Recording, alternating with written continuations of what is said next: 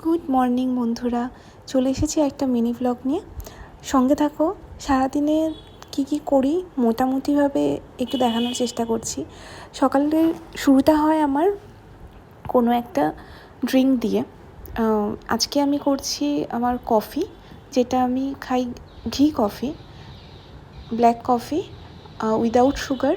এটা খুব ভালো, যারা ওয়ার্কআউট করছো তারাও প্রি ওয়ার্কআউট যে ড্রিঙ্কটা আমরা খেয়ে থাকি সেখানে তুমি এটাও ইউজ করতে পারো। খুব হেল্পফুল, খুব এনার্জি প্রোভাইড করে, দারুণ দারুণ। আর স্মেলটা না মানে একটু ওই ব্রাউনি টাইপের আসে, আমার তো খুব ভালো লাগে। তোমরা সকালে কী খাও আমাকে কমেন্টে অবশ্যই জানিও। সকালে উঠে ড্রিঙ্কটা করে নিয়ে তারপরে আমি সোজা চলে যাই আমার বেডরুম গোছাতে। বেডরুমটা গুছিয়ে পরিষ্কার করে তারপরে কী করবো ইউজুয়ালি সারাদিন সেগুলো নিয়ে একটু ভাবতে থাকি। দেখো, আমার রুম গোছানো হয়ে গেছে। আর হোয়াইট বেডশিট আমার সব থেকে ফেভারিট। মানে আমি কোনো সময় আমার কাছে অপশান থাকলে আমি সবসময় হোয়াইটটাই চুজ করি।